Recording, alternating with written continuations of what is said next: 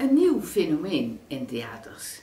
Sinds een paar jaar zien we dat grote artiesten, grote namen, grote schrijvers, grote ontdekkers graag het theater ingaan om hun verhaal te vertellen.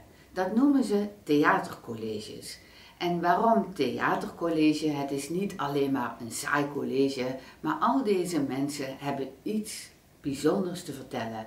Pak het voorbeeld van André Kuiper. Zijn verhaal over de ruimte waar hij in mocht vertoeven en wat hij daar allemaal ziet en meemaakte, kunnen velen van u zich vast wel herinneren.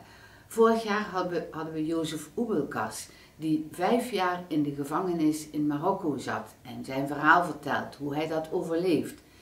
Dit seizoen komt Arjan Erkel en zijn voorstelling heet Vrijheid van Denken en Doen.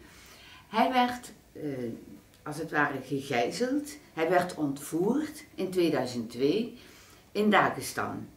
En hij bleef 20 maanden, werd hij daar vastgehouden. Zijn verhaal gaat over eenzaamheid en hoe je staande blijft in zo'n situatie. Muziek houdt hem ook op de been, dus er is een combinatie van de muziek met een gitarist erbij. Nou, boeiendere verhalen kun je je bijna niet voorstellen.